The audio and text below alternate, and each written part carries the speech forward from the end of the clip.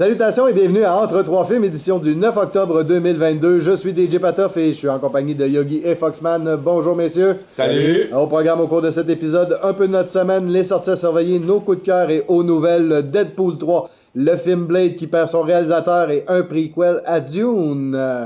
On va commencer, étant donné que la semaine dernière, on a pris un congé inopiné. On va faire ça peut-être un petit peu plus long cette semaine. On a des choses à rattraper. On va... Ben là, je sais même pas où je m'en vais. Je pense que c'était rendu à mon tour de faire les sorties qu'il y a eu la semaine dernière parce que j'ai pas eu le temps de les faire j'ai pas pu les faire la semaine dernière. OK, moi je pensais qu'on commençait par notre semaine comme d'habitude, mais c'est une bonne idée. On va commencer avec les sorties de la semaine dernière qu'on n'avait pas faites et Ouais, ça on fait va y aller longtemps. avec Marc-André, ce qui s'était passé au cinéma. Au cinéma, qui est sorti vendredi dernier, le 7 octobre, il y a eu Amsterdam de David O. Russell avec Christian Bale et Margot Robbie. Puis ça annonçait tellement bien quand on a regardé les bandes annonces et que finalement... Ah, ouais, il était considéré comme un des plus grands films de l'année, même. C'était supposé être le film de l'année au niveau acting puis tout ça, mais ça a l'air que c'est une grosse patate chaude. Si on faisait des effets spéciaux musicaux, ça ferait... Pam, pam, pam, pam. Ouais. Veux-tu que je sorte ma trompette? Il y a eu Lyle, le crocodile de Josh Gordon et Will Speck, qui est tiré des films des livres pour enfants, si je me rappelle Ouais. bien, avec plein de monde connu. Il y a Javier Bardem qui est méconnaissable dans ce film-là, mais vraiment méconnaissable Alors, ça a l'air d'un bon film pour enfants. Ben, pour la famille. Ouais. Le troisième film qui est sorti, qui est à surveiller, c'est en novembre avec Jean Dujardin, un film sur les attentats du 13 novembre 2015 à Paris, le Bataclan et ça avait l'air, j'ai regardé la bande-annonce, ça avait l'air pas si pire. Mhm. Je suis Et- content pour vous autres. Ouais, c'est dans le genre, là. Non, mais c'est à cause que moi, comme pour dire, je suis plus capable d'écouter de films de Jean Dujardin si c'est pas une comédie. Si c'est pas Brice Denis. Non, mais pas juste Brise de Nice, si c'est pas une comédie, parce que on dirait qu'à chaque fois que je le vois, j'ai vu un film qui s'appelait La French, justement, qui est un film policier qui parle un peu de la French Connection, mais du côté français, vraiment. Puis je le voyais rentrer dans les bureaux, genre, ça farte! Ça me disait ça dans ma tête, fait que Pour toi, il est taché. ouais. C'est ça. Et le quatrième et dernier film sorti vendredi dernier, il y a eu le Que le fan soit avec toi de Marc Joly-Corcoran, qui est un documentaire sur les fans de Star Wars. C'est un documentaire qui a pris plusieurs années à faire ici. 3-4 fans dans des conventions qui vont acheter des figurines, d'autres qui vont faire plus du cosplay, Du monde qui n'a pas de budget. du monde qui peuvent mettre jusqu'à 5000 $ de budget pour acheter des figurines à une table. En VSD, le 5, il y a eu deux sorties. Il y a eu le téléphone de M. Harrigan de John Lee Hancock avec Donald Sutherland et c'est une adaptation de Stephen King. Pour les 60 ans de Dr. No, Prime ont sorti de façon inattendue Ouais. le documentaire The Sound of 007, qui est un documentaire sur la musique des films de James Bond. Et la même journée, ils ont décidé de ressortir tous les films en 4K. Tous les James Bond en 4K Tout- sur ouais. Prime. Ouais. Donc, si vous avez du temps à perdre et vous voulez revoir tous vos vieux films bonne qualité, Il y en a des bons il y là-dedans. en a des Ouais. très bons films. Il y en a qui sont corrects, qui ont mal vieilli, mais ça reste quand même intéressant à voir, Ça reste des classiques. Diamonds Are Forever. entre autres. Le 6 octobre, il y a eu Monster High, the movie de Todd Holland, une adaptation des jouets Monster High, un peu comme Bratz, mais c'est plus du côté horreur, mais enfantin. Le 7, vendredi, il y a eu American Girl de Mike Brown, sorti quelques jours avant en salle, dans quelques salles aux États-Unis. C'est pour ça que j'en ai pas parlé, parce qu'on l'avait pas au Canada ni en France pour nos collègues, nos auditeurs français. Et là, c'est rendu en VSD. Oui, sur Netflix, c'est un film avec Mila Kunis. Oui. Sur Prime, la même journée, il y a eu Catherine Call Birdie de Lena Dunham avec Billie Piper pour les fans de Doctor Who. C'était elle qui jouait Rose dans les premières saisons du Retour en 2005.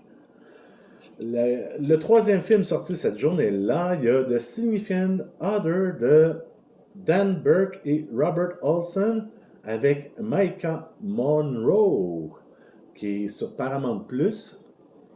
Et la dernière sortie qui était à surveiller vendredi, c'était le téléfilm de spécial d'Halloween Le Loup-garou de nuit sur Disney+, qui est le dernier événement du MCU, on suit le personnage du loup-garou de Werewolf by Night. OK. C'était sur Disney Plus Ouais. cette semaine. Oui, Ah, cette semaine. Ça a passé dans le bar, dans mon chez moi. Je t'en ai parlé d'ailleurs cette semaine. d'écouter ça. Ça a passé dans le beurre, ça aussi. En parlant de semaine, on va y aller d'ailleurs avec ce qu'on a fait nous cette semaine. Personnellement, je me suis tapé Blonde, que j'ai trouvé très difficile. Très lent, hein? Très lent, très long. Puis pas beaucoup de trucs qui étaient vraiment intéressants. Je veux dire, c'est du remâché d'une certaine manière parce qu'on avait eu. Elle est bonne, Oui. par contre. Oui, elle est Elle excellente. très bonne, mais c'est une histoire qu'on connaît à tort et à travers. J'ai une question pour toi. Oui. Le film aurait aussi bien marché sans les scènes NC-17, hein? Je t'avoue que les scènes NC-17, personnellement, je m'en suis même pas rendu compte qu'il y en avait. Là. OK. Il y en a. Ouais, mais c'est pas. Le film, Non, mais c'est fait pour avoir un NC-17, juste pour l'avoir. c'est juste pour l'avoir, c'est ça. Il aurait pu s'en passer Ah oui. complètement, puis ça aurait juste raccourci le film un peu. Ouais. Parce que c'est très long, 2h47. un petit peu trop. Et je me suis tapé Hocus Pocus 2. Oh! Oui, et qui est pas mal meilleur que le premier. Ah, moi, je trouve pas. Ah, moi, j'ai trouvé que ça a pas mal plus d'allure que le premier. J'ai trouvé que c'était une belle suite, mais pas meilleure que le premier. Ah, ouais, moi, j'avais pas aimé le premier, fait que Ben ça moi, aide. Ça le aide premier, pas. c'est pas l'histoire. C'est vraiment le ridicule que Gary Marshall puis Penny Marshall jouent un couple quand c'est frère et sœur dans la vie. Moi, ça me fera tout le temps hurler de rire dans ce film-là. Sinon, toi, Marc-André, ta semaine, c'est passé comment? Ça a été beaucoup de rattrapage. Je suis à jour dans Le Seigneur des Anneaux, Les Anneaux du Pouvoir, que je trouve juste correct. Pas plus, pas moins. Les effets spéciaux, sérieux, j'aurais aimé voir ces effets spéciaux-là sur grand écran, autre que ma télé 40 pouces. C'est sûr. Mais d'un point de vue histoire, je trouve ça juste correct. Il me reste l'épisode de cette semaine que j'ai pas regardé, qui est arrivé le vendredi, parce que j'ai manqué de temps. Je suis à jour dans She-Hulk. C'est bon. Vous allez être surpris de moi. J'ai regardé le premier épisode de Stat, OK. ce qui remplace District 31. Il y avait juste une raison pourquoi je l'ai regardé. J'ai un des comédiens que je connais personnellement qui est dans la série, donc je voulais juste voir un peu ce que c'est. Je suis pas sûr si je vais continuer la série. Et c'est sûr que je vous en reparlerai plus. À moins d'avoir de Merci. quoi de très... Merci, chose de mes gros. oreilles saignaient. Mais je voulais au moins le dire que je l'ai regardé. Tu l'as regardé puis- cette semaine. Puis que j'ai quand même trouvé ça correct par moment. D'autres moments, c'était forcer un peu le jeu. Mais pour une quotidienne, ça va plaire à monsieur, madame, tout le monde. Là, si je comprends bien, il y a une quotidienne sur Radio-Can et une quotidienne sur TVA, hein? Oui, puis t'as des comédiens de District 31 dans les deux. Et ça se fait la guerre. Et je sais qu'il y a une guerre de fans sur les internets et ça n'a aucune classe. Ça va bien. C'est d'un ridicule, sérieusement. Le ridicule ne tue pas. Et Exactement. on peut-tu parler aussi du fait que j'ai regardé Printemps éternel, même si c'était l'autre semaine Oui, c'est vrai. avant. On est allé voir Ouais. Printemps éternel au cinéma, toute la gang. En deux groupes. En deux groupes, moi je pouvais pas en même temps que vous deux. Puis sérieux, comme documentaire, j'ai adoré. J'ai vraiment aimé comment ça a été fait. Le sujet, c'est pesant. C'est quand même pas un sujet délicat. En fait, c'est un sujet délicat à aborder. Je crois qu'ils en sont très bien sortis. De la façon de l'amener, c'est pas comme si on te force à avaler une doctrine. Non, pas Au du contraire, ils nous amènent ça d'une façon très facile à comprendre et à voir, même pour ceux qui n'ont pas suivi ce qui se passait dans ces années-là en Chine, très rapidement, vous pouvez vous mettre à la place des personnages quand même, Oui. puis de comprendre leur action. Et moi, j'ai adoré le fait que le personnage principal, la personne principale qui amène tout, c'est un dessinateur de bande dessinée et qui a travaillé dans les comic books, qui vit maintenant à Toronto, qui est un Chinois qui a fui la Chine, et que toute la partie de ce qui s'est passé, le pourquoi qu'il a fui la Chine, a été faite à partir de ses dessins suite à ce que les autres ont raconté, ceux qui ont fait le coup. Oui, lui, il a suivi tout le monde, puis c'est vraiment très intéressant à suivre. Puis les gars, j'ai lu ces comics de Star Wars cette semaine. Et puis, c'est très bien dessiné. Il y a des histoires, ben c'est pas lui qui a écrit les histoires, fait que il y a des histoires que j'ai moins accrochées, mais les dessins sont débiles. Moi, je vais essayer de trouver le numéro auquel il a participé pour la Justice League. Et, C'est un excellent dessinateur. oh oui. Et ça a été ça mes 2 dernières semaines, en fin de compte. Puis moi, pour compléter avec ça, moi j'ai trouvé ça que c'est un très très bon documentaire sur trop lent.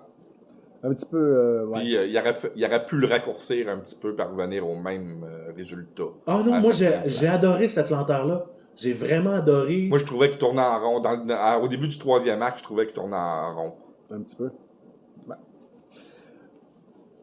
Simon, donc, à part de ça, t'as fait quoi cette semaine? J'ai écouté Confess Fletch, Oui. une nouvelle adaptation d'Erwin Fletcher, le journaliste qui était joué à l'époque par Chevy Chase. Là, présentement, il est joué par John Hamm, qu'on a pu voir dernièrement dans Top Gun Maverick. Mais qu'on aime bien, oui. Oui, qui est un acteur excellent. Tout le monde le connaît pour Mad Men plus que pour d'autres choses. C'est, pour les fans de la série originale, ils vont détester. Mais le monde qui ont lu les romans, parce qu'il y a plusieurs romans de Fletch, vont adorer. OK. Parce que c'est vraiment basé sur les romans et non sur la série de films de Chevy Chase. Bon, ben c'est bien. Qu'est-ce qui est pas pareil du tout? Qui est pas pareil du tout, là, parce que, Non. tu sais, dans les films de Chevy Chase, c'était des bouffonneries, il se déguisait, c'est lui qui amenait les jokes en se déguisant, en disant des conneries. Tandis que l'humour vient de l'environnement d'un roman, vient de où ce qu'il est, pourquoi qu'il est là, tu sais, il rentre dans une place, puis il doit pas être là, puis il faut qu'il se démerde, puis ça rend ça cocasse. Tandis que dans Chevy Chase, c'était pas ça du tout, mais là, c'est ça pour John Hamm, puis il est vraiment alcoolique comme dans les romans, puis il est beaucoup plus rough un peu. Naturellement, tu as suivi les séries, toi, avec les grosses séries. Je dois avouer que j'ai pas écouté ni House of the Dragon, ni Ring of Power. J'attends qu'il soit fini. Tant qu'avoir raté les premiers épisodes, j'attends qu'il soit fini, je vais me taper tout d'un trait. Tu vas te faire un... Vendredi prochain, c'est le dernier épisode du Seigneur des Anneaux. Ah, je sais. Déjà, ouais. Ouais.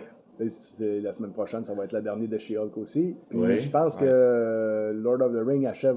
C'est ça que j'ai non, dit. pas Lord of the Ring, mais House of the Dragon, je pense qu'il reste 2 semaines. Il reste 2 semaines, eux autres aussi. Moi, ça, comme j'ai pas Crave, j'attends la version DVD comme j'ai fait avec le Trône de Fer.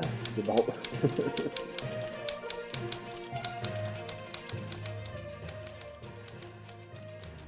On va y aller maintenant avec les nouvelles et on commence avec la nouvelle de la semaine. Bien sûr, on peut pas passer sous silence Deadpool 3. Ah, un Deadpool 3, les gars. Ça a l'air à ça. Attends, il n'y avait pas le 4 avant? Et j'ai entendu dire qu'il y avait un certain Australien qui avait joué dedans. Non, c'est un personnage canadien. Je ne jouerai Non, il jamais. est plus Canadien des comics en passant. C'est pas un Canadien, Logan. C'est plus un Canadien. Il est né à Boston, les comics. Bon, ça y est. Ils ont changé ça quand? Ça fait longtemps. C'est quand il avait fait Stillman Logan que c'est raconté dedans ou quelque chose de genre. Dans quel univers parallèle? Non, c'est dans le vrai univers des Le Marvel. Là, le 616, c'est plus. C'est qu'est-ce qui avait été implanté par Alpha Flight puis tout ça qui faisait qu'il pensait qu'il était Canadien. Bon. C'était un gars du Massachusetts. J'imagine. Malheureusement, je trouve ça ridicule qu'ils nous Ouais, volent mais dans le notre seul, MCU, d'après moi, ils vont le ramener au Canada. Oh oui, ils n'ont pas le choix. Donc, c'est pas quoi le- les nouvelles qu'il y a à propos de Deadpool? OK. Ça a commencé, il y a eu 2 vidéos. Mhm. Oui. Je pense qu'on en a partagé une des deux. Les deux. deux? La première vidéo, c'est Ryan Reynolds qui est assis, puis il dit on n'a pas trop d'idées, on essaie de faire un film, on n'a pas d'idée de scénario, ça marche pas. On a peut-être un Joker dans notre manche. Puis tu vois quelqu'un passer qu'on voit pas son visage en arrière de lui, puis il dit You, est-ce que ça te tente de jouer Wolverine une dernière fois? Ouais. T'entends juste ouais. Puis la deuxième, ben, c'est l'explication. Mhm. Puis, on a la date de sortie qui va être en septembre 2024, dans pratiquement 2 ans. Le film va commencer à tourner en janvier l'année prochaine. Moi, j'ai su de source sûre que le budget allait être doublé des 2 premiers films. Oh, Parce que les 2 premiers films, c'était des films à très, très, très petit budget pour les films américains. Ouais, mais là, C'est des faut films que qui tu ont payes coûté 60 Jackman. millions. Non, mais c'est pas à ce niveau-là. C'est que là, ça va être le dernier Deadpool parce qu'on sait que c'est pas dans le MCU de faire ce genre de film-là. Puis on dit que ça allait être un hard R, un film crasse. Ouais. Puis qu'on allait voir aussi Wolverine en Berserker Rage, plus que dans Logan, tu sais, vraiment exagéré.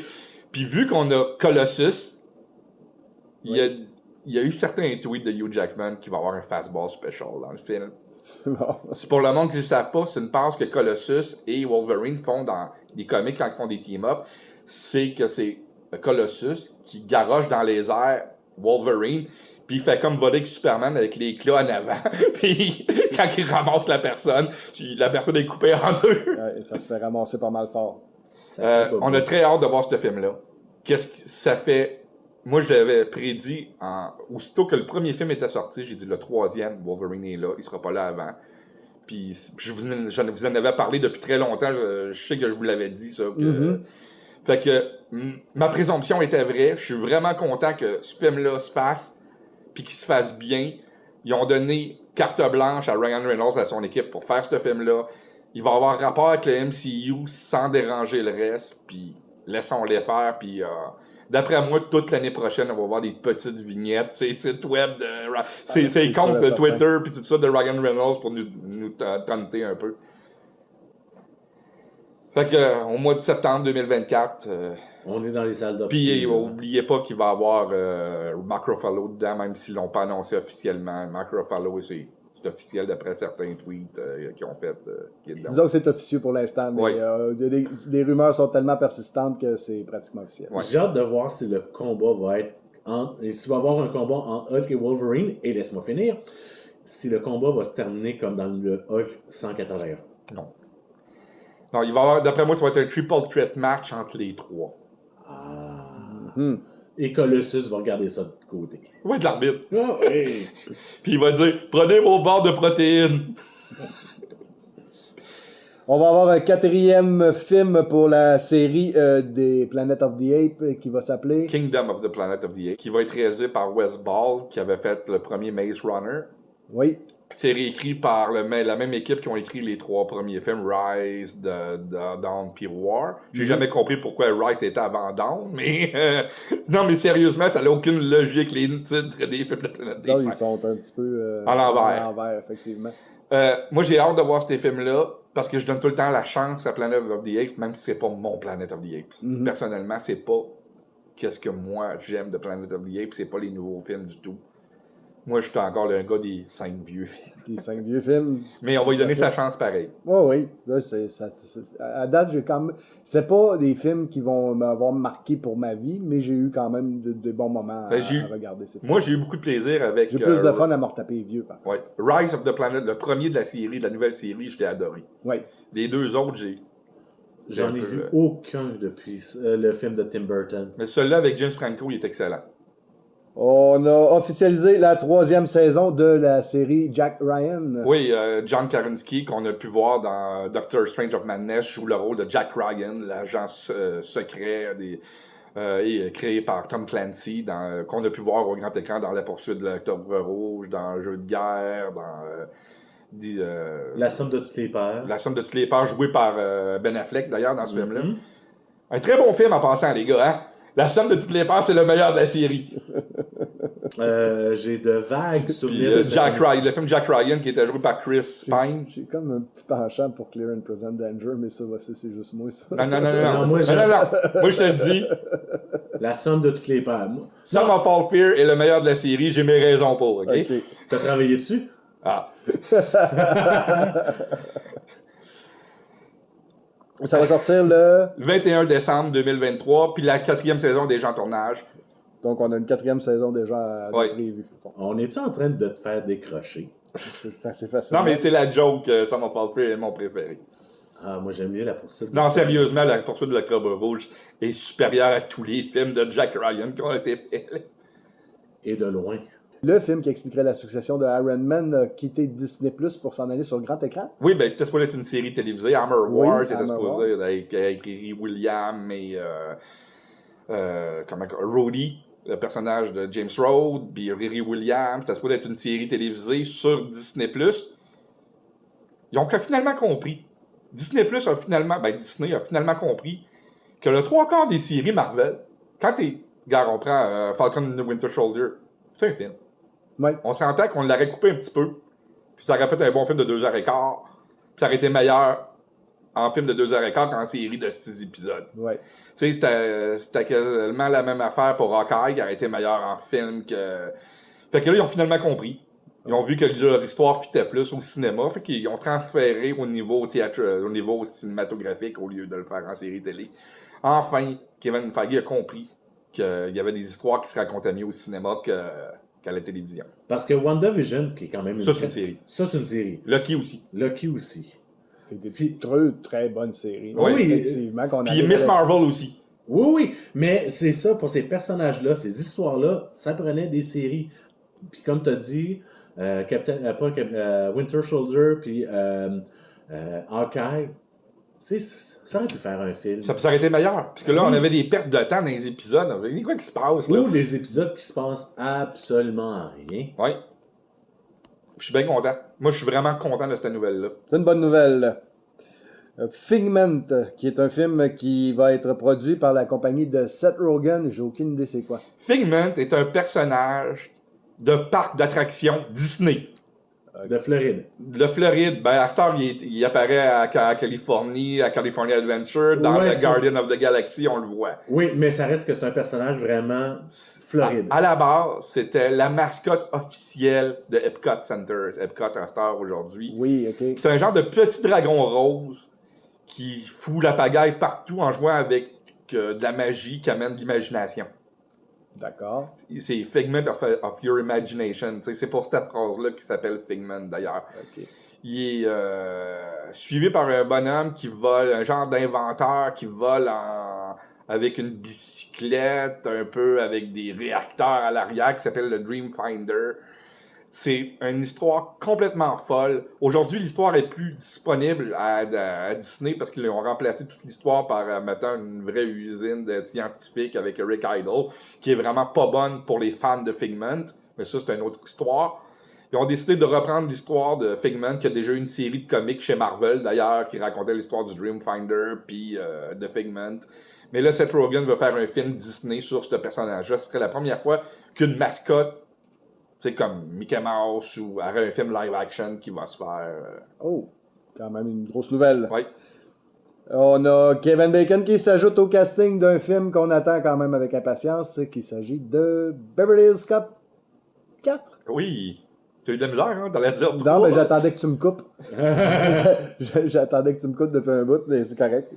Oui, Kevin Bacon va jouer. Jouera-t-il le méchant? C'est ça la question. C'est la question. Parce que un acteur de ce calibre-là, quand ils ont dit il y a quelques semaines que tout le cast original revenait, il faut quand même un acteur qui est capable de rivaliser avec tous ces acteurs-là. Et Kevin Bacon, on sait très bien qu'il est capable de le faire. Oh oui, il est pas tout le temps bon, mais quand il va au bat, comme on dit, mettons, comme un joueur quand il arrive au marc pour frapper la balle, puis il se décide, c'est un des meilleurs acteurs qu'on a, mais il le fait pas souvent.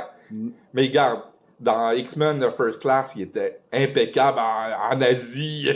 Mais il a l'air d'être un gars d'équipe. Oui. J'ai l'impression que quand il y a une bonne équipe autour de lui, son jeu il augmente. Il est comme s'il avait, quand il y a du plaisir à jouer dans le fond. J'ai l'impression qu'il a souvent joué des rôles juste pour le paycheck, puis ça paraissait beaucoup. Mais quand il a l'air d'avoir du plaisir, son jeu devient une coche au-dessus de la mêlée. Parce que moi, je l'avais adoré en méchant dans X-Men, justement.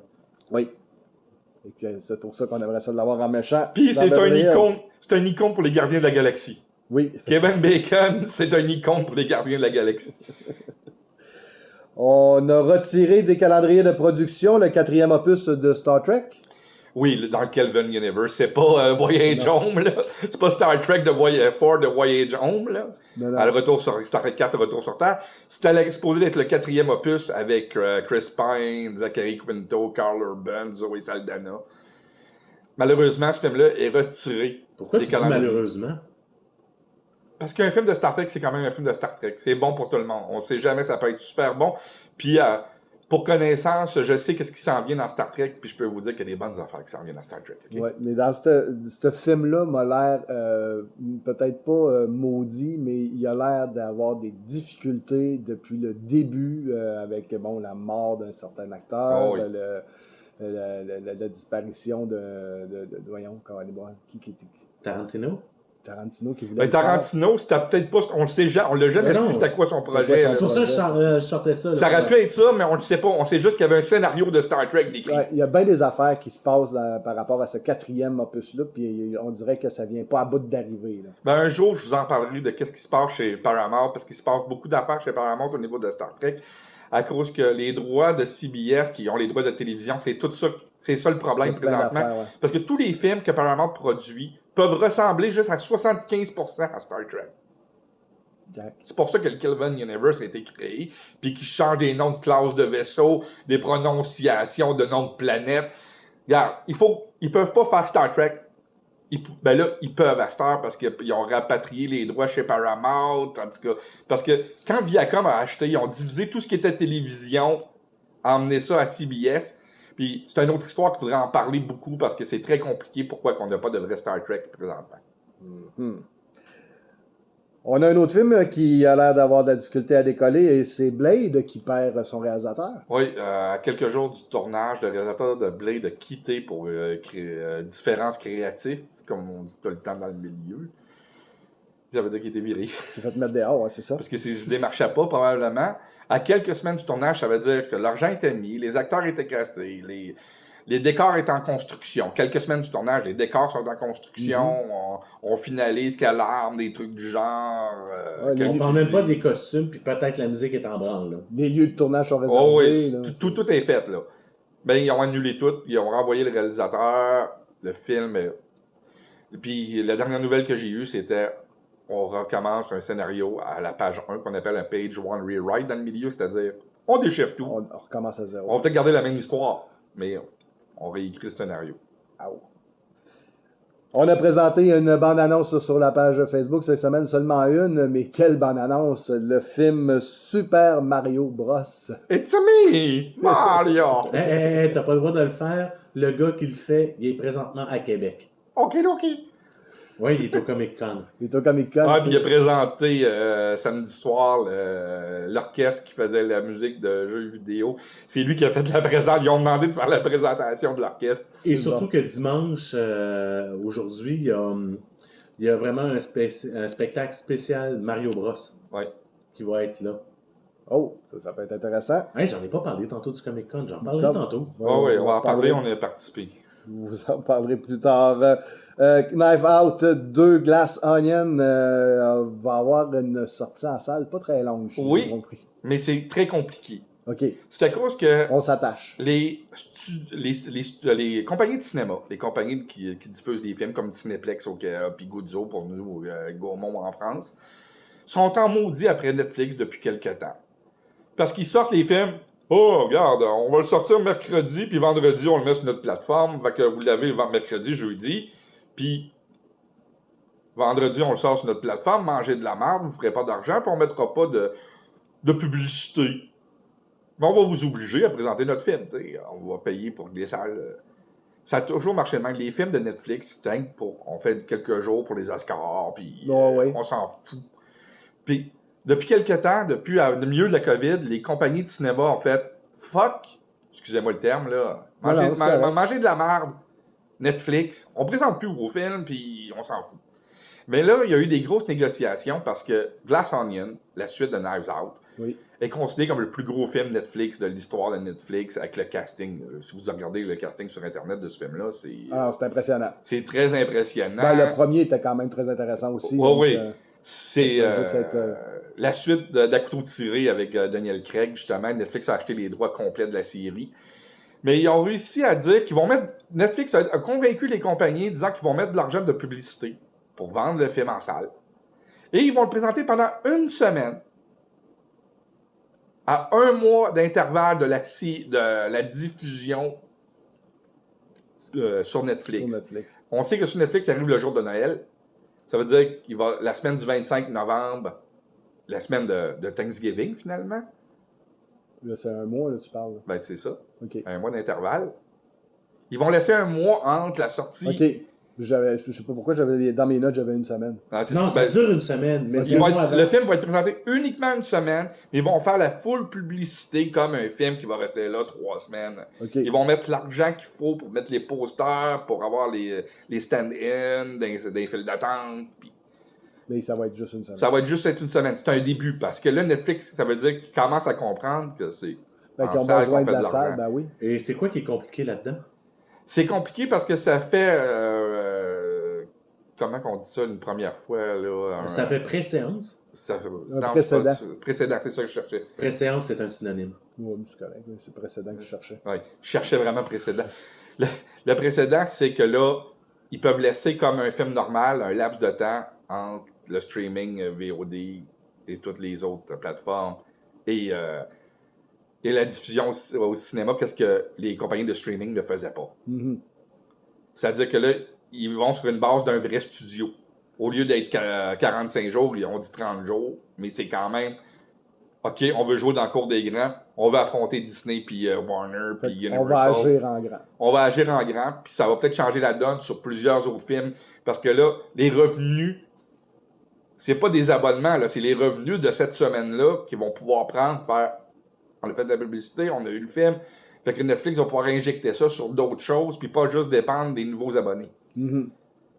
Ça va changer la donne pour Paramount Plus, ça va changer la donne pour Disney Plus, ça va changer la donne pour toutes les gros Tubi, peut-être.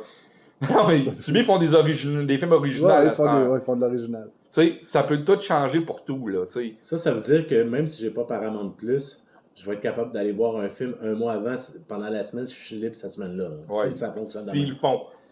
Eux autres, c'est à leur choix de décider s'ils font cette option-là ou pas, là. Ouais, mais ici au Québec, si c'est une semaine aux États-Unis, ça va être une journée. Oui, ça c'est sûr. Qu'est-ce qui se passe avec Harry Cavill? Il ferait pas un personnage dans un film de Marvel? Non, c'est pas ça la rumeur. Ah non, c'est lui le prochain James Bond? C'est une autre des rumeurs qui marchent encore, mais c'est pas ça. Je fais juste sortir les rumeurs. Là. Ah ouais, il y en a beaucoup avec Henry Cavill. Ouais, mais là, on parle... Non, la meilleure, ça serait il va jouer dans le remake de Autant n'importe le vent. Quel personnage qu'il va jouer? Je sais bien pas. Hein? Scarlett O'Hara? Regarde, avec le changement il y a des genres. des pecs pour, là, tu sais. Avec le changement de genre et tout ça, là, ça peut très bien se faire. I'm Scarlett. Deal with it. C'est quelle comédienne qui va jouer son penchant? Rosie O'Donnell. Oh! Donc, on retourne au sérieux. Henry Cavill, qu'est-ce qui se passe avec lui? OK, cette semaine, il y a eu des screenings de Black Adam Oui. au Mexique.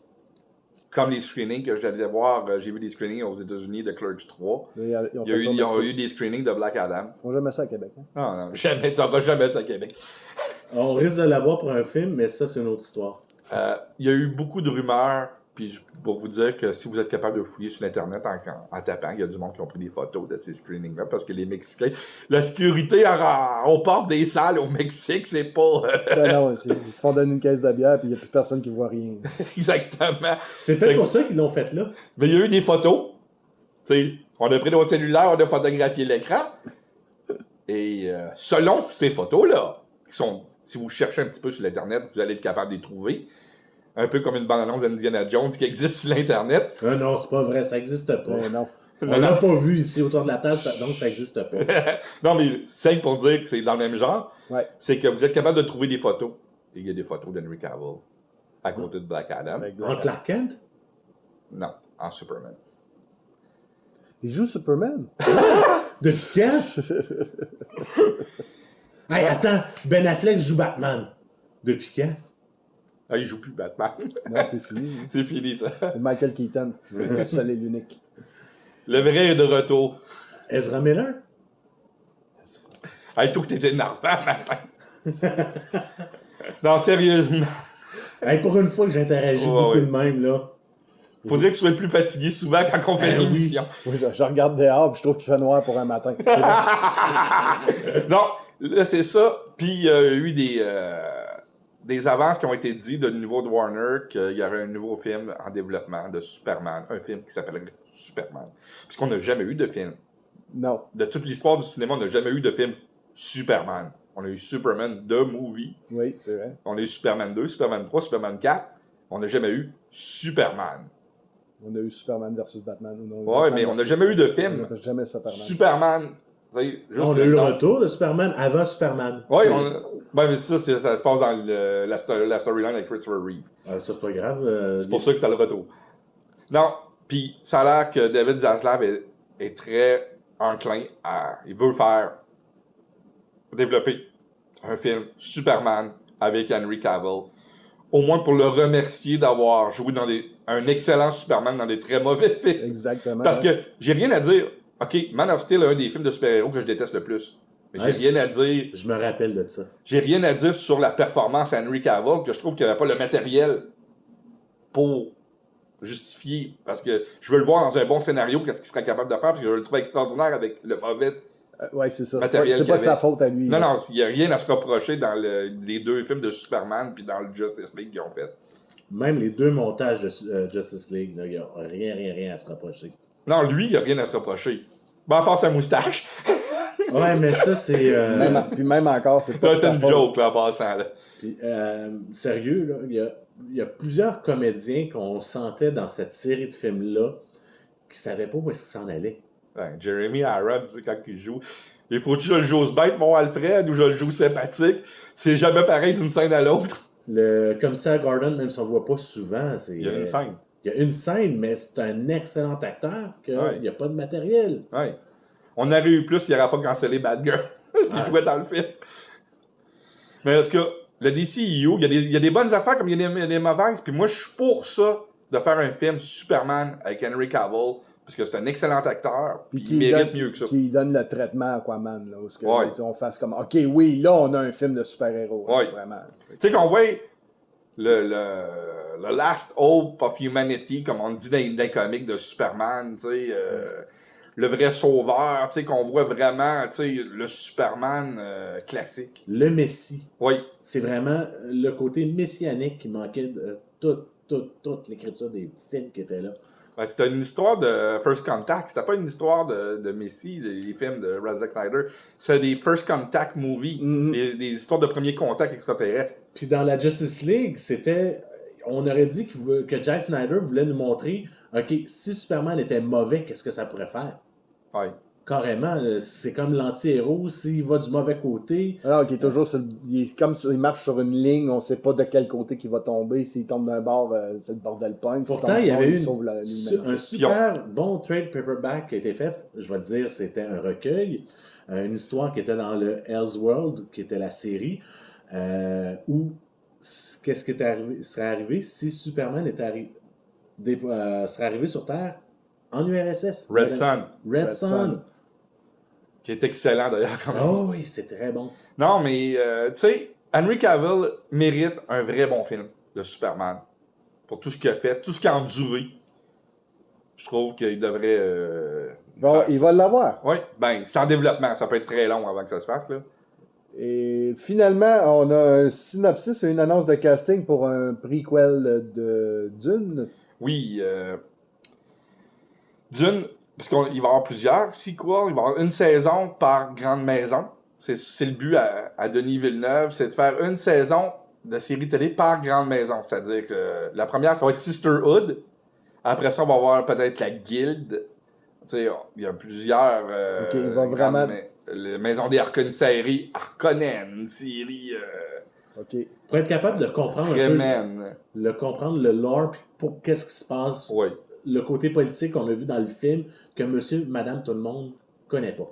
Là, il y a l'actrice qu'on a pu voir dans plusieurs films connus, Emily Watson, qui a signé pour jouer dans la série Sisterhood, qui se trouve être l'organisation des Bene Gesserit, ou Bene Gesserit en français, excusez-moi. Il y a 2 prononciations francophones qui existent. Ça dépend si tu lis les nouvelles traductions ou tu lis la traduction de 84 du film qui dit Bene Gesserit. Puis à ça, c'est Bene Gesserit. C'est des mots inventés, anyway. Oui, exactement. Le synopsis va raconter l'histoire de 2 sœurs Harkonnen qui vont fonder le culte des Bene Gesserit. Et ça va être une saison. Supposément juste une saison pour ce côté-là de l'histoire. On ne sait pas comment d'années, ça va être plusieurs milliers d'années probablement avant les films de Dune que l'histoire va se dérouler parce que normalement dans Dune, le backstory est très très très loin de l'époque où les romans se passent. Si on suit ce qui a été fait sur les autres trucs de Dune. Merci Simon. C'était Hey, les nouvelles. On en avait une grosse semaine. Merci pour toutes ces recherches. On y va maintenant avec les sorties à surveiller pour cette semaine, et non pas la semaine passée, ceux-là de cette semaine. J'ai un petit peu moins de titres, donc... Il se passe moins d'affaires. Ah oui, on aurait dit qu'au début du mois, ils ont fait une grosse semaine. J'imagine plus tard, il va y avoir des grosses sorties. On va Ben là, attendre. avec l'Halloween qui s'en vient, je peux pas croire qu'on n'aura pas des grosses sorties dans quelques semaines. Ah, Michael! Mhm. je suis pas rendu là encore. Ouais, mais c'est bientôt. Ouais, je sais. Non, là, on parle de cette Ouais, semaine. on a parlé des sorties qui s'en venaient pour l'Halloween. Là, t'as dit Ouais. ça, c'est pour ça que ça m'a fait Non, mais penser à c'est ça. moi. Ouais, mais pour le 14 octobre, Oui. il va y avoir le film québécois Falcon Lake de Charlotte Lebon, qui est une adaptation d'un roman graphique. C'est une histoire de deux adolescents qui vivent leurs premières histoires amoureuses. Bonne actrice, ça. Oui, Elle a fait de la réalisation. c'est son Ouais. premier film. Ah, ok. Il me semblait aussi que ça me faisait. C'est Clint Eastwood. C'est Clint Eastwood, oui, en version féminine. Un Québécoise. film... désolé, j'ai été Non, non, coupé. C'est la Clint Eastwood québécoise. C'est ça. Il va y avoir un film de guerre de Édouard Berger qui va s'appeler À l'Ouest vient de rien de nouveau. C'est l'histoire d'un Allemand qui passe de l'autre côté, grosso modo. C'est un remake. Ouais, j'ai déjà vu ça, ce titre-là. puis cette Ouais, histoire-là. ça. C'est un film de 2022. Non, non, on Celui-là. parle que c'est un remake, ça. Oui, il y en a eu d'autres avant. Ah, c'est ça. Ah, ok. Ah, ah. Sinon, il y a un film d'horreur espagnol qui m'a titillé. C'est Piggy de Carlota Pereda. Miss Quoi, il Piggy. mange Miss Piggy? Non, c'est l'histoire d'une adolescente qui se fait rire d'elle et qui, toute sa gang de bourreaux se fait kidnapper par du monde, puis elle est obligée d'aller les sauver et ça finit en bain de sang, il paraît. Ça, c'est une autre histoire, j'ai déjà vu. Ça a l'air spécial. C'est espagnol. Ouais. Il y a une comédie satirique avec Woody Harrelson de Ruben Östlund qui s'appelle Sans filtre, qui sort vendredi. On voit très bien qu'il y a pas de gros films à ces temps-ci. Moi, mais j'aime bien Woody, moi. Ouais, dans une comédie, ce qui peut dire n'importe quoi, Ouais. peut-être avec le titre sans Sans filtre. filtre. Ça peut être vraiment drôle. Et Ben, c'est le- juste l'image de la caméra qui a dit Il y a pas de filtre. C'est un film super plate. Et en Et- plus, l'image n'est pas bonne. un film que Simon et moi attendons le vendredi le 14 octobre, que j'ai présentement un t-shirt de cette franchise-là. Michael! Hein? Il y a Michael! un gilet de flash. Ah. C'est pas le Oui. 23 juin? C'est vrai que mon gilet, il flash Ah, beaucoup. les couleurs Non, tranchent. sérieusement, cette semaine, t'as vraiment un Ouais. très beau gilet. C'est un gilet que même si j'ai pas participé à l'événement à Universal, qui est les soirées d'Halloween, j'ai décidé quand même d'acheter le t-shirt pour ce qui est en avant. Mhm. C'est le film Halloween Ends avec Jamie Lee Curtis, qui va être le dernier film de cette trilogie qui a commencé il y a 4 ans maintenant. Jusqu'à temps qu'ils décident d'en faire d'autres. C'est ça, jusqu'à temps qu'il ait besoin d'argent. Ouais. Et en VSD, 2 petites sorties le vendredi prochain. Netflix sort un film d'horreur pour enfants, Le Mauvais Esprit de Noël. Et Disney Plus sort Rosaline. OK. Déjà un film de Noël. Ouais. L'Halloween n'est même pas arrivé. Ouais, commande, là. Voyons, le monde qui Donnez-moi font les un- calendriers. Là, Hey, tu sais. ça fait... Hey, j'ai déjà acheté cette semaine le calendrier de l'Avent de Ah mon oui. fiel. Ah oui, mais ça, c'est normal. J'ai déjà mangé. J'espère qu'il ne mangera pas. C'est plein de petites figurines de Lego Star Wars qu'il va avoir pendant 24 jours. Merci de dire.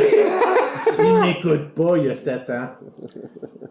Non, non, je suis découragé. Les films de Noël déjà. Ah non, ça fait Attends, mal. c'est Marie-Pierre qui me disait ça, ma soeur, que vendredi, il y a l'album de Noël des Backstreet Boys qui sort. On est quand même rendu à la mi-octobre, là. Il est prêt à sortir ça au mois de novembre. Hey, là. ça fait un mois que je pratique à trompette des pièces de Noël. Ah, mais toi, c'est Ouais, pas mais toi, pareil. C'est pas faut que tu sorti. te prépares. C'est pas sorti. Mais ton Tu- show, tu ton vas les show, il jouer est pas la quand? semaine prochaine. Non, t'es au 18 décembre. Bon, c'est ça qu'on dit, là, tu sais. Mais il faut que tu te prépares pour le Ben, c'est 18 ça. décembre. Si tu me faisais un show le 18 octobre, un show de Noël, là, ça se pourrait que je te recevrais des claques. Il y a bien du monde qui le font le 25 juillet aussi. Non, mais ça, c'est correct, c'est autre chose. C'est complètement Ouais. différent. Ça, c'est un party pour alcoolique. Ouais, C'est mais ça. les Monty Python l'ont dit à la fin de Le sens de la vie, c'est Noël à tous les jours dans le ciel.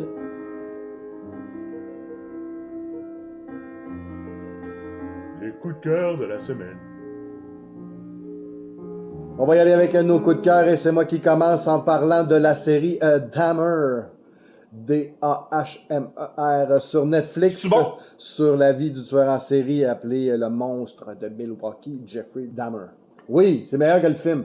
Ah ouais, le film était pourri. Le film et les centaines de documentaires qui existent sur le sujet. Là. Avec Evan Peters, Richard Jenkins, puis moi, ma préférée, c'est Molly Ringwald, que j'adore depuis que j'ai 14 ans, je crois. Depuis que tu as vu Rose Bonbon, Oui, je pense que c'est depuis ce moment-là que je suis tombé amoureux de cette actrice-là. moi c'est dans Breakfast Club. Si t'as pas manqué, c'est le fait, c'est la série présentement qui défonce tout. House of Dragon passe deuxième, Lord of the Rings passe deuxième, le genre. C'est le fun de sentir qu'on fait partie de quelque chose que tout le monde fait pratiquement. Tout le monde écoute Hammer. Que si vous n'avez pas encore commencé ça, n'hésitez pas, allez la chercher sur Netflix. Vous allez apprécier, j'en suis certain. Puis Evan Peters, quel acteur. Superbe. Ouais, Molly est encore plus superbe. Non, mais je parlais en fait de talent. Je parlais en fait de talent d'acteur. Evan Peters, c'est un acteur qu'on voit pas assez. Non, malheureusement, il n'est pas utilisé à sa juste valeur. Marc-André, de ton côté, ton coup de cœur? Moi, c'est un film de science-fiction québécois de Martin Villeneuve. On a parlé de Denis Villeneuve tantôt. Là, je parle de son petit frère, Martin, que j'ai eu la chance merci Simon, de l'avoir rencontré en fin de semaine au Comic-Con qui parlait de son projet Red Ketchup avec Réal Godbout, Oui. que je vais parler plus tard. Donc, le film de science-fiction, c'est Mars et Avril, un film avec Jacques Laguérand, Caroline Davernas, Paul Amarani et Robert Lepage. Dans un futur quand même assez éloigné à Montréal, on suit les aventures d'un musicien en fin de vie et de son le concepteur de ses instruments de musique qui ont l'air beaucoup plus flyés les uns que les autres, qui construit en se basant sur le corps des femmes. Et en parallèle, tu as toute une histoire vers les premiers terriens qui vont vers Mars. OK. C'est très particulier. C'est particulier. C'est très, très, très particulier. Mais sérieux, pour un film de science-fiction québécois avec le budget qu'ils ont, même si le film est sorti en 2012, les effets spéciaux passent très bien. Ils rivalisent des grosses productions hollywoodiennes. Mars et Avril. Ouais, c'est un frère Villeneuve. Ouais, Ils ont du talent au pied carré, ces deux-là. Et on voit j'ai vu dans ce film-là, parce que c'est le premier projet de Martin que j'ai vu, j'en ai vu quelques-uns de Denis, mais c'est le premier projet de Martin et tu sens clairement dans la palette visuelle, dans l'ambiance et tout, les deux frères ont les mêmes références. Mais Martin est beaucoup plus éclaté. Oui, mais ils ont quand même les mêmes références, puis après ça, tu t'extrapoles, tu vas vers dans un monde totalement différent, mais tu as quand même les mêmes bases, les mêmes palettes de couleurs qu'on voit, mais sont exploitées différemment. Là. Comme je dis depuis des années, les frères Villeneuve, c'est nos frères Scott à nous autres. C'est notre Ridley Scott puis notre Tony Scott à nous autres. Leur vie à ces quatre frères-là sont en parallèle incroyable. Là. C'est pareil. Avec des budgets différents. Ouais, avec des budgets. Ben non, Denis, je pense que Denis s'est fait produire par Ridley. Aujourd'hui, il se commence en plus de ça, là, c'était ces deux familles-là. Parce que Ridley a produit un film à Denis. Mm-hmm. Ouais, mais Martin et Tony, c'est pas les mêmes budgets non plus. Non, c'est pas les mêmes. C'était pas les mêmes budgets au début, Tony. Ça a pris Top Gun avant qu'il y ait des gros budgets, Tony. Mm-hmm. Puis, quand on l'a vu en fin de semaine au Comic-Con, il a glissé juste un petit mot de son prochain film qui va sortir le 28 octobre, un film que j'ai hâte de voir, qui a quand même Michel Barrette, il y a Ginette Renault dans le film, ça a vraiment l'air éclaté. Robert Lepage. C'est sûr et certain que je vais aller voir ce film-là au clap. Yves Jacques, d'ailleurs, aussi, dans le prochain film. Mais ça va être la comédie. Le prochain film, Les 12 travaux d'Imelda, que tu viens de parler, ça s'appelle Les 12 travaux d'Imelda, va être la comédie québécoise de l'année. Ça va être à surveiller. Oui. Je regarde ça vite. Là. Tu t'as fait autographier ton DVD, toi? Oui, merci Simon pour me l'avoir présenté. Il devait être content de voir que c'est marqué 4,99 dessus. T'aurais pu l'ôter, sérieusement. Veux-tu savoir quoi? Quand je l'ai donné, je l'ai sorti, il y a juste eu le papier, j'ai pas donné le boîtier. OK. Non, je l'ai carrément sorti. La seule chose qui restait, c'est le collant du Québec pour dire général. C'est la seule chose qu'il y avait dessus. Non, puis, quand j'ai vu le pire, c'est qu'il a dit, je l'ai pris dans une vente avec la vidéo qui fermait. Je l'ai dit parce qu'il n'est pas trouvable dans... Non, c'est sûr que c'est pas quelque chose que c'est- tu peux trouver partout. Là. C'est quelque chose que, si vous pouvez mettre la main dessus dans une vente usagée, puis c'est le problème de beaucoup de films québécois qui n'ont pas de distribution. Ah, mais ils sont protégés par LFA. Ouais. Maintenant, oui. Mais on peut pas les voir. C'est ça. On peut pas les voir, mais si vous êtes capable d'avoir Ils sont une protégés. copie physique Complètement. de ces films, là je parle de mars-avril, mais il y a d'autres films. Ah, il y en a tellement dans cette Pouvoir catégorie-là. intime. Pouvoir intime. Oui, c'est Pouvoir vrai. intime. On en Pouvoir parle intime. souvent, Simon, Simon Ah, mais je veux tellement le C'était revoir. fait- Moi, je veux le voir, ce film-là. Je l'ai jamais vu. C'est le meilleur film québécois whatsoever qui a jamais été fait. J'étais trop jeune quand ça sortit, puis du moment où j'étais apte à le regarder, tu pouvais plus le trouver. Hey, ça l'a influencé Tarantino. Là. Puis Tarantino l'a avoué lui-même. De ton côté, ton coup de cœur cette semaine, mon cher Simon. Werewolf by Night. Werewolf by Night, qui parle de werewolf. Entre autres. Dans le MCU. Oui, c'est la dernière œuvre du MCU. C'est un one-shot. C'est comme les vieux one-shots qui duraient 15 minutes, mais là, ça dure 55 minutes. C'est un téléfilm, finalement. Ça a la longueur d'un téléfilm avec les annonces que les téléfilms font, sauf qu'ils l'ont mis sans annonce sur Disney+. Ça raconte l'histoire d'un chasseur de monstres qui est décédé, qui détient quelque chose, puis il fait une soirée pour que tous les autres chasseurs de monstres se battent entre eux pour récupérer cette chose. OK. Pour devenir comme le mâle alpha de La gang. de la gang. Mais à travers ça, t'as des affaires qui arrivent, puis il y a des loups-garous, Ben, sinon, ça ne durerait pas 55 minutes. et il y a un très beau rôle pour un personnage très connu de l'univers Marvel dedans. Je veux pas dire c'est qui. Mais non, mais allez le voir. il y a C'est un sur Disney+. Ça vaut vraiment la peine d'aller le voir. Le visuel. C'est un hommage au film d'horreur des années 30. C'est un hommage au Universal Monster. C'est ça, carrément. D'un point de vue montage, d'un point de vue effets spéciaux pour... le titre le dit, il y a un loup-garou. Le loup-garou, le costume, le maquillage de ça est hallucinant. Le fait que le film est Et c'est pas un CGI. Non. Et le fait que le film est en noir et blanc, sauf les 5 dernières minutes, Ouais. rend l'histoire vraiment débile. Et moi, ce que j'ai aimé de ce téléfilm-là, c'est le réalisateur. Oh oui, c'est surprenant, là. Ah oui, c'est quelqu'un qui est connu pour autre chose, puis je vais te laisser le dire c'est qui. C'est Michael Giacchino, Oh. qui est le compositeur très connu Ben de oui. musique de film. Mais comme j'avais déjà expliqué, je pense que je l'avais déjà expliqué à l'émission, il avait étudié en cinéma, puis il avait commencé à travailler sur des films, sa musique, à cause c'était le seul gars de la gang qui composait. Puis de fil en aiguille, il est devenu juste compositeur, mais il a toujours voulu réaliser. Tu sais, il est devenu le compositeur d'office. Puis il avait pas pu réaliser. Là, il avait fait un court-métrage avec Peyton Oswalt pendant la COVID. Ce court-métrage-là a été vu par Kevin Feige. Kevin Feige, il a donné sa première vraie job parce que pour les services rendus à Marvel, parce qu'il avait fait beaucoup de musique pour Marvel, il a donné la petite réalisation, Disney+, c'est pas un gros risque. Mais il fait la meilleure œuvre du MCU depuis Endgame. Oui, oui. Et une des meilleures trames sonores depuis longtemps. Ben, il n'y a pas de discussion avec le réalisateur à Non, avoir. ça Qu'est-ce sonne pas qu'il trop. veut? Puis il s'est dit, c'est à moi, j'en remets plus. Ouais. Fait que c'est une de ses meilleures trames sonores en carrière, même. Et pour lui, veut pas, mais c'est la vision du réalisateur puis la vision du compositeur sont comme synchronisées. Fait que ça fait quelque chose qui est automatiquement plus facile à l'écoute. Là. C'est la deuxième fois que je vois ça, moi, personnellement, qu'un compositeur réalise un film. La première fois, c'était Urban Legend, réalisé par John Ottman, qui avait fait la musique des films, qui fait la musique de tous les films de Bryan Singer. Mais il n'avait pas fait la musique de son propre film. OK. Il avait juste réalisé, parce que lui aussi, c'est la même histoire que Giacchino. C'est un étudiant en cinéma, mais lui, c'est un monteur en plus. John Ottman, c'est un monteur, puis un compositeur. Fait que les deux se ressemblent, mais Giacchino a décidé de faire la musique de son propre film, un peu comme John Carpenter fait, mais c'est pas du tout le même style, parce que là, t'as un gars de la classe, ben, il est quasiment juste en haut, juste en bas, c'est-à-dire de John Williams. Là. Giacchino, c'est... Oh, ouais.